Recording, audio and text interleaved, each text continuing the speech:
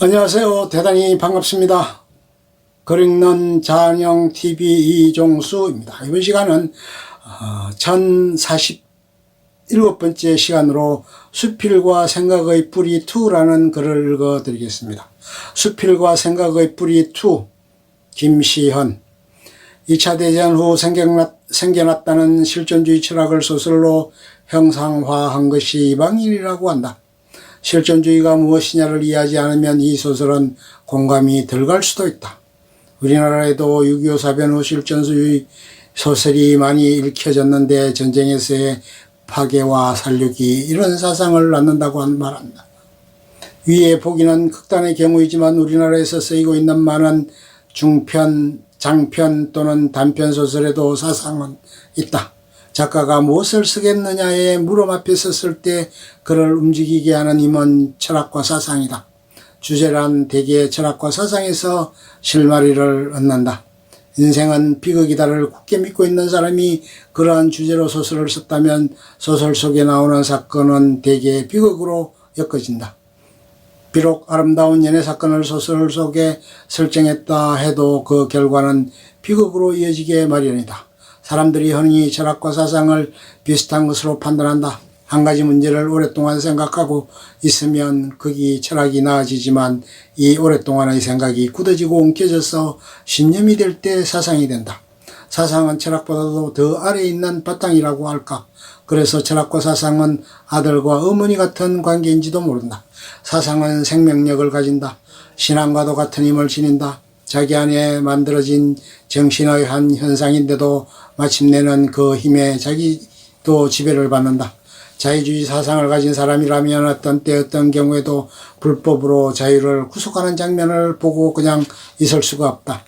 그것이 행동에까지 나타나느냐의 의식의 움직임으로 끝나느냐는 다른 여러 가지 요인과 관계가 깊다.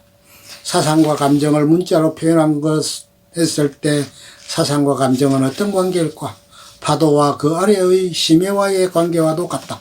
파도는 끊임없이 흔들거린다. 그러나 그 파도는 심해에 연결되어 있다. 경랑이 일어날 때는 심해에도 동요한다. 사상은 망고불변이 될 수 없다. 인생을 흔들 만한 큰 사건을 체험하면 사상에도 변화가 일어난다. 한때 일본에서는 이런 말이 있었다고 한다. 20대에 공산주의를 안 해본 사람도 바보이고 40대에 공산주의로 남아있는 사람도 바보이다. 소설 속의 주인공은 대개 하나의 성격에 의해서 사건이 엮어진다. 성격이란 그 안에 사상을 가진 사람을 말한다. 그 주인공은 작품이 끝날 때까지 한결같은 성격을 유지해야 한다. 사상이 갑자기 변화될 수 없기 때문이다. 그러나 큰 사건을 체험하면 변화가 온다. 깡패 역을 맡은 사람이 감옥에 들어갔다가 신부님의 설교를 10년 동안 듣고 선인이 되었다면 그의 감옥 생활은 성격, 사상을 바꾸어 놓은 셈이 된다. 추록 이후 일어날 주인공의 행동 또는 사건에는 당연히 변화가 일어나야 한다. 사상과 감정을 부침의 차이에서 구별하지만 나타날 때는 마음이라는 하나가 된다. 마음 안에 사상도 있고 감정도 있다. 많이 움직이는 부분을 감정이라 하고 적게 움직이는 부분을 철학 또는 사상이라 할 뿐이다. 여기 잎이 무성한 나무가 있다고 하자. 나무의 뿌리는 땅속에 묻혀 있지만 그것의 구체적인 표현은 가지와 잎에 있다. 이때 뿌리가 사상이라면 가지는 철학이 되고 잎은 감정이 될 수도 있다. 하나의 마음이 잎, 가지, 뿌리라는 여러 형태를 가지고 있을 뿐이다.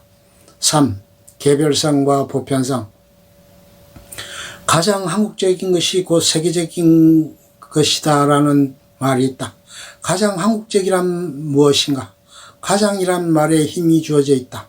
일상생활에서 개별성은 무엇이고 보편성은 무엇인가? 사람들의 생활은 그날 대체로 비슷하다. 아침 식사가 끝나면 직장에 나가고 종일 일을 끝내면 집으로 돌아간다. 저녁에 모인 가족들은 식사를 하고 영화를 보고 밤이 깊어지면 잠자리로 들어간다. 이튿날도 그와 비슷한 생활이 반복된다. 그런데 이 비슷한 생활이 사실 구체적으로 날마다 다르게 진행된다. 오늘 아침의 식사 내용은 어제와 똑같을 수 없고 직장에서 만난 사람들이 어제의 그 사람과 똑같을 수가 없다. 비록 같다고 해도 만난 시간이 다르고 주고받은 이야기 내용이 다르다. 그렇게 볼 때 똑같은 하루하루란 있을 수 없다. 제각기 다른 그날그날을 개별성이라 말할 수 있다. 개별성이란 그래서 각각 다르게 나타나는 개체의 구체적인 모습이다. 그런데 그 개별성의 밑바닥을 살펴보면 동일한 것이 흐른다. 신문의 사회면을 읽고 있으면 사랑과 관계되는 사건이 수없이 일어나고 있다. 사랑하는 여인이 다른 남자와 사귄다 해서 여인을 살해하는 사건, 사랑하는 사람끼리 결혼이 되지 않는 데서 동반자살하는 사건, 사랑이 결혼으로 이어졌는데도 몇 년 후에 사랑이 식자 이혼을 했다는 사건 등 많다. 이러한 사건은 제각기 원인, 과정, 결과에서 모두 다르게 나타난다. 다르면서 크게 묶어 바닥을 살펴보면 몇 가지 원인으로 집약된다. 사랑의 속상이라고 할까? 사랑은 즐겁다. 사랑은 뜨겁다. 사랑에는 질투심이 따른다. 질투심은 죽이고 싶은 감정을 유발한다. 사랑이 식으면 남이 된다 등 이러한 속성이 곧 보편성이 된다. 개개인의 사실 속에 숨어있는 공통요소라고 할까? 보편성은 어떤 인간, 어떤 사건에도 공유한다. 동서양 남녀노소의 구별도 없다. 보편성은 개별성의 수직적인 천착에서 얻어진다. 가장 아래에 깔려있는 공유의 존재에서 철저하고 지극한 천착이 있을 때라야 모습을 선명하게 드러난다. 그리하여 개별성은 그것이 어디에 있던 저변의 보편성이라는 분모로 연결된다. 가장 한국적인 것은 세계적인 것이라는 말도 한국에 있는 개별적인 것을 철저히 추구 천착에 들어가면 그 바닥에는 세계적인 것이 있다가 된다. 문학에 있어서 개별성과 보편성도 마찬가지다. 한편의 수필로 구체적인 문장을 통해서 독자에게 개별성을 전달한다. 그때 구체적인 표현 또는 사건의 묘사가 철저하지 못할 때 독자는 사건 속에 숨어있는 보편성에 도달하지 못한다. 이르렀다 해도 막연한 추상적인 보편성으로 실감을 덜 느낀다. 여지없이 바닥을 해부했을 때라야 사람들은 감격과 감동을 얻는다. 사람들의 취미는 이상하다. 그때 나타난 현상을 통해서 그 바닥의 것을 기어이 찾아보려는 고집이 있다. 4. 수필과 사상. 수필에도 사상이 있느냐, 철학이 곧 사상이 아니냐 등의 문제를 제기하는 사람이 있다. 어떤 사람에게는 있어서는 수필의 주제가 한결같이 하나의 문제에 집착한다. 이를테면 사랑, 허무, 고독, 미, 신, 우국, 자연, 존재, 죽음 등이다. 청년 때 지극한 사랑을 했는데 그것이 결혼으로 연결되지 않고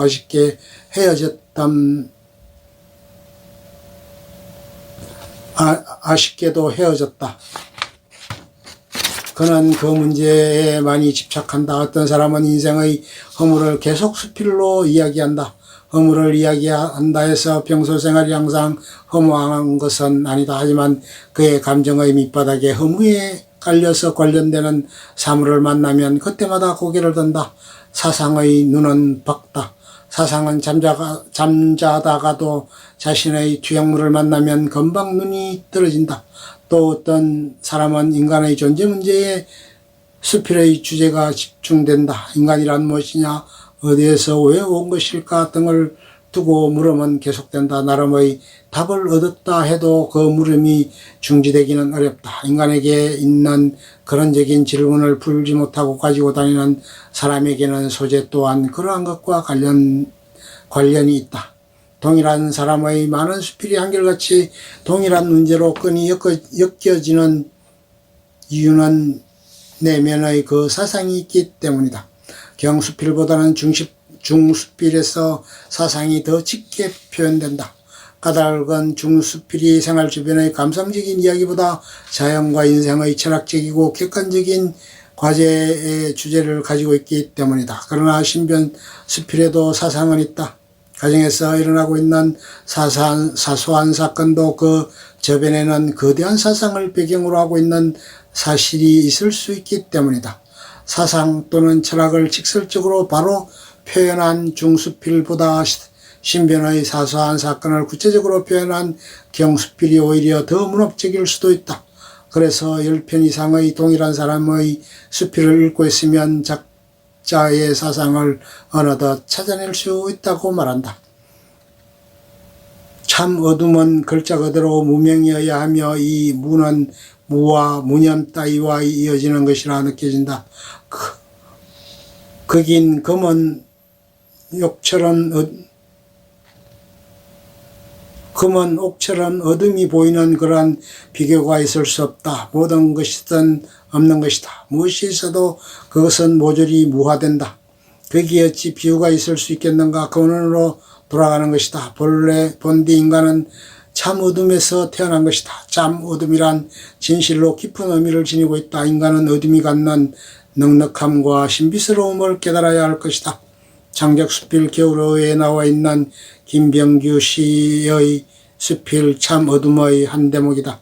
조그만 난해한 것을 느끼지만 이 대문의 앞과 뒤에는 어둠에 대한 긴 이야기가 형상화되고 있다. 인간은 어둠에서 태어났다. 모든 것은 없는 것이다. 무엇이 있어도 그것은 모조리 무화된다. 근원으로 돌아가는 것이다. 등에 내지 않은 작가의 사상은 무엇일까? 고독, 허무, 우주, 자연, 완전, 무존재 같은 것을 생각하게 한다. 오늘날 한국의 수필이 생활 주변에서 맴돌고 있다는 말을 많이 듣는다. 생활의 표현이 곧 수필이라면 그것이 어쩔 수 없는 수필의 운명이 아닌가 한데 그러한 소리를 왜 하는 것일까? 사상이 없기 때문이다. 다 읽고 난 뒤에 글의 바닥에 깔려있는 작자의 사상을 발견한다면 그러한 소리가 나올 수가 없다. 그러한 것을 모두 초월한다.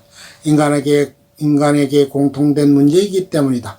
강아지의 귀여운 재롱을 보면서 인간 존재의 근원을 찾아볼 수도 있고 할아버지의 주름을 보면서 우주의 운행을 생각해 볼 수도 있다. 그러한 생각들은 현상의 표면적인 관찰에만 그치지 않고 그 아래에 있는 사상이라는 거대한 해류와 연결이 될 때 그 수필은 사상이 있는 수필이 된다. 5. 맺은말. 현상과 본질, 생활과 철학, 개별성과 보편성, 예술과 사상 등에 대해서 소박한 대로 얘기해 보았다. 그것은 겉에 나타난 것과 속에 숨은 것과의 관계라고 할까. 사람들은 취미가 이상하다. 겉에 나타난 것만으로는 만족하지 못하고 이와 같은 속에 숨은 것을 찾으려 한다. 그리하여 겉과 속 양쪽을 떠나들면서 인간은 사색이라는 작업을 또한 즐긴다. 그러나 나는 그 여러 가지 현상에 대해서 말할 자격이 없고 깊이도 없다. 다만 수필에 있어서의 사상이라는 어떤 것인가를 두고 평소에 가끔 생각해 본 일이 있다. 그것을 이야기해 본다는 것이 침범해선 안 될 영역까지 말을 해서 못남을 드러냈다.